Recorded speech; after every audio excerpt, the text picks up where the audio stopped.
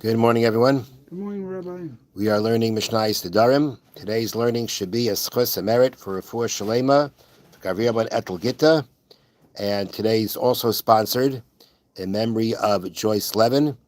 The learning today of the Mishnayos should be an aliyah for the neshama of Yaspa Bas Chaim. Amen. Okay, so we are in the middle of Mishnah Gimel. And we just got finished learning how the Mishnah says that the person who, again, we'll talk about Reuben and Shimon.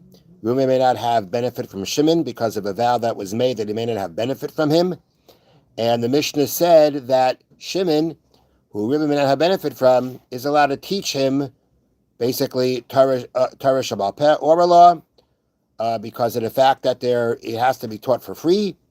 But he can't teach him Chumash, the written law, because that typically went along with teaching the Trup, the cantillation, which is a rabbinic institution that you may get paid for teaching. Then the Mishnah continues, Mikra. Again, Shimon, who women that have benefit from, is allowed to teach Reuven's sons and daughters Chumash. He's allowed to teach them Chumash.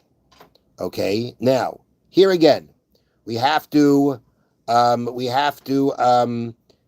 qualify what we're saying here, and that is that again, similar to what we said before, which is that here we're talking about teaching. We said before you can't teach him, basically the adult, the chumash with chumash with trup. That you can't do because that people charged for. Here we're saying you can teach his sons and daughters chumash. Okay, so there have to be two things covered. Number one, although a person has a mitzvah to teach his son Torah, and by now you doing it for him, he's really fulfilling his obligation of teaching his son Torah. As we said before, the fact that you are helping him fulfill a mitzvah is not called hana. Mitzvah slav lahanas nitnu. The fact that now the madir is the person who you may not have benefit from is giving you the benefit of the fulfillment of a mitzvah. We say the fulfillment of a mitzvah is not called a benefit when it comes to the laws of Nedarim. So that's one thing. What about payment? So it seems that when it came to the question of payment, right? When it came to payment, so the way they seem to explain it here is like this. Let me read it to you. It is true that had the Madr not taught his sons, the Mudr might have had to pay someone else to do so. However, it is not considered a benefit either because it was not hard to find someone who would teach the children for free. So it would seem that teaching Chumash to children for free was much more common than teaching an adult for free. And therefore, if you want to say that, we said before, teaching Chumash is considered giving benefit. But it seems like it's not considered giving benefit when it comes to the children. And the reason why it's considered benefit by the adult, by the person himself, is forbidden, is because there's typically a charge for that. There's a charge for teaching the trup, the cantillation. And if you don't charge, you're giving him a service for free, that's a benefit. The free service to a child is not called a benefit because it wasn't that hard to come by. This free service. That's the way it seems to have been. And therefore, from the fact that you're helping him fulfill his obligation of teaching Torah, that's not considered a benefit in the laws of Nedarim. And the fact that you're giving him a free service of teaching his children Chumash, the Torah, the written law, with cantillation, is also not considered a benefit, even though you're doing it for free and it was something that could be charged for. Nonetheless, it seems that it was more commonplace to find it for free, and therefore the free service wasn't considered such a benefit. But the truth is, as we said before, in a place where typically it is charged for, and everybody charges for, and you give him a free service, that would be a benefit, which you may not give him because he may not have benefit from you. Then the Mishnah continues similarly, in another example rather, V'zan es ishtay v'esbanav. Again, the person who Reuven may not have benefit from Shimon. Shimon is still allowed to support Reuven's wife and sons and children. Even though Reuven has to support them, right? It's part of the ksuba that he has to support his wife and children.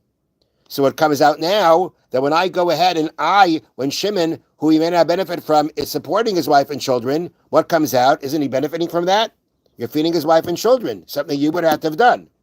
But the answer is that he's allowed to do it because it's like paying a debt. Remember, we said you could pay his debt because you're not giving him anything new. Rather, you're giving him a chance to hold on to his money.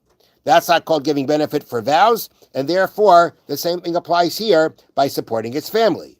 However, look at the next part. But you can't feed his animal. Whether it's a kosher animal, whether it's not a kosher animal. If you feed a person's animal, right, you are now keeping his animal alive for the benefits of the use of the animal. You may be fattening up the animal, and therefore you can't do that. Now the Mishnah starts saying that you can't do that whether the animal is kosher or not. Let's read further.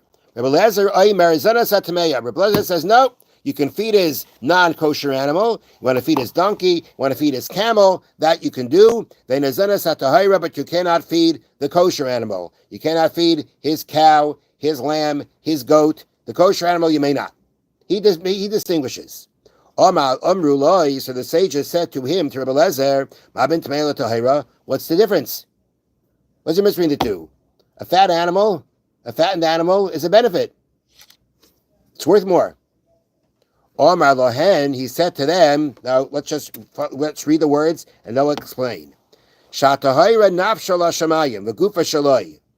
it comes to a kosher animal, its soul goes to heaven. When does its soul go to heaven? When it dies. So we're saying like this. But an animal, right? Its soul goes to heaven, meaning, so to speak, it dies. And the body is yours. Meaning, if it's a kosher animal, you shecht it and you eat it. A fattened animal is a benefit for eating. Utemeya, but when it comes to non-kosher animal, gufa, nafsha v'gufa l'shamayim. Both the soul and the body go to heaven. There's no use after it dies. When it dies, what are you going to do with it? You can't eat it. So fattening the animal doesn't help anything for that. But you may be wondering, yeah, but what about the fact that you now fed it so it can work? Right? The unkosher animals, they're working animals, right? The donkey, the camel, those are working animals. Didn't you benefit there? So therefore, here they explain in the notes that essentially, even Rebbe Eliezer, who says you could feed the non-kosher animal, doesn't mean to sustain it, to keep it alive. If you're talking about giving it what it needs to stay alive, so now it can be used for whatever it's used for, that's called giving him a benefit. But we're talking about you want to give it extra food. You're giving it extra food. You're making it more meaty, okay? Making it a fatter animal. So Rebbe Eliezer says like this: fatter animals don't work better. Fatter animals is a benefit for eating, not for working. And since these animals are not for eating, fattening it isn't a benefit. Amrulai, they said to him, and the other sages said back to him, no. Even by the non-kosher animal, when it dies, the body is his, you can benefit from it. Meaning you benefit from a fat non-kosher animal. Why? Shemir said, because if he wants, sell it to a guy, right? The non-Jew is going to eat the non-kosher meat. Or feed it to your dogs. So when you fatten up the non-kosher animal, there is a benefit. When it dies, there's a benefit. There's a benefit that, you're right, when it works, you don't want it fattened. But probably number one, it won't be the worst thing in the world if it gets a little bit, heavier when it works. And at the end of the day, if it dies, a fatter animal means more money from the guy, more dog food for your dog. And therefore, they said that there is a benefit in fattening the animal. So what boils down here is like this. Rebbe Eliezer and Chachamim are arguing the following. You've got this non-kosher animal, and it belongs to the person who may not have benefit from you, and you want to fatten up the animal. If we're talking about just feeding the animal to sustain it, everybody agrees you can't do that for the person who may not have benefit from you. But you're fattening it up. You're doing more than its regular work, you're fattening it more. Says Rebbe Eliezer, a fat non-kosher animal is not a benefit. Why? Because fattened animal for working isn't better. And even if you're going to tell me that when it dies, the fatter animal will be a benefit, that's not the main benefit of a non-kosher animal. It's not about eating, it's about working. So once it's dead, the fact that feed it to your dog, sell it to a guy, is really insignificant to the owner. It's not considered a benefit for him. And therefore, to fatten up the non-kosher animal is okay. The Chachamim say, no, at the end of the day, you're right, primarily animal is used for working, but if it dies, there will be benefit. It was fattened to feed to your dog, to sell to a guy, and therefore, according to the Chachamim, according to the sages, you may not go ahead and feed the non-kosher animal either, if the owner of that animal may not have benefit from you. Have a wonderful day. Thank you, Rabbi.